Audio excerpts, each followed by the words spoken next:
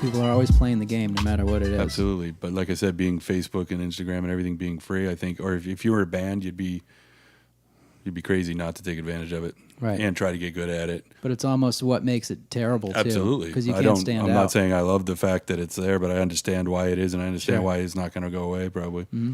Jason still has an AOL.com email address, which is like it's like a gold medal that he can wear. Yeah. I think I got my first computer in 99. Was it monitor color? Yeah, it was color. Damn. Yeah. It's a monitor. Yeah. It wasn't like, DOS or nothing. Found Reed Street Forum and started finding some stuff, and then obviously MySpace came around, and again, They never approved me for Reed Street Forum. Really? Yeah, I submitted and they were like, no. Amazing. Well, we can put in a word for you if you want to get on there. Learn some stuff. I bought Reed Street tattoo from Seth. But you couldn't With be on Matt the forum. Knopp and Theo Jack. But you couldn't get on the forum. No, but I couldn't get on the forum. Yeah. Good thing. No, I met a lot of people that actually. There's definitely dudes out there that like worked really hard, tried to have some new and original ideas as best they could, and then there was other people that just took those things, ran with them, and are way busier than the other person ever was. And I don't know why that is. Now maybe that just could, the other person, the hypothetical dude we're speaking of, was a dick or whatever, or who knows what. Right. But it's a little weird. It's like the Because social media leveled the playing field completely, right? Right. Which like is on one hand cool and on the other hand kind of not that cool, So it just depends on where you're sitting on it, I suppose. Mm-hmm. I always felt like looking through magazines that you wouldn't. I mean, I guess the way that Instagram levels things out is because there's like a whole class system now that you can see based on followers or whatever people value as like a ranking thing. Mm-hmm. But when you look at a magazine, you just see tattoos and you either like them or you don't. But if you see a tattooer whose work you really like, you're just going to assume that they're awesome and that they're busy. Sure. Well, one of the things I liked about, say like in hindsight, right? Like thinking about a magazine or something, is that you got to wait a month and you're looking at, for better or worse, what's being shown to you. Okay. So because you're stoked on tattoos, we'd assume you're going to look at the magazine over and over again. You're going to look at all the photos. You're going to see things that aren't necessarily things you knew you liked, or maybe try and find things that you like about things that you thought you hated, or things you hated about things that you liked.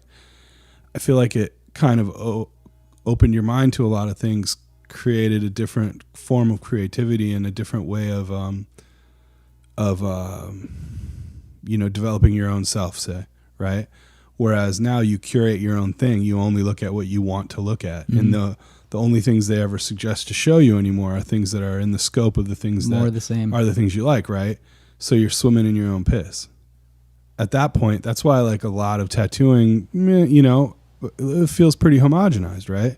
Not that it was so different before or something, I don't want to be like that guy that's like nostalgic, fucking romanticizing whatever.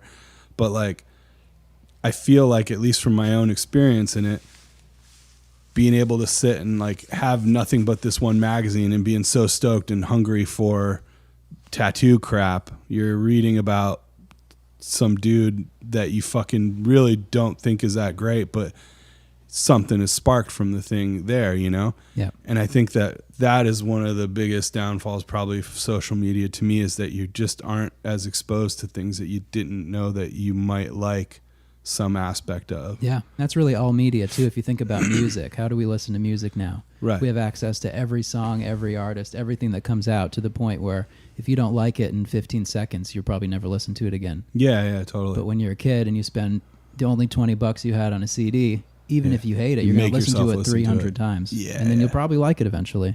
Yeah, well, totally. I mean, and even if you don't like it, you know every word still.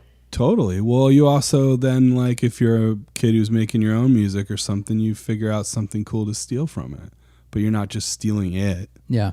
And I think that's the thing that's happening that I see a lot now. If you didn't write the name of who did something, there's like 20 people that are, it all looks the exact same. And I feel like to some degree, it's got to be a conscious effort on the part of those people to do that. The people that are making it try to look like a certain thing. And I think that's, to me, I think that's really weird. Well, I think everyone who's starting, you're always going to emulate something.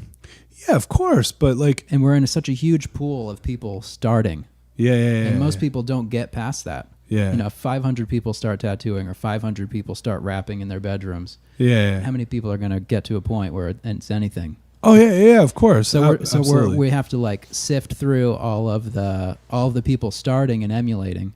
Right. But then the whole thing about the internet that's amazing to me is that sometimes those people who are just starting are like catapulted to the top. No, yeah, of course. But I think that's a lot like, you know, there's like a viral tattoo or some shit, Right. you know, some little thing that made them skyrocket. Hey, whatever, you know? Yeah. I'm not going to hate on them for it. Sure. But I also Because it's not their fault. very rarely find it personally interesting. You know what I'm saying?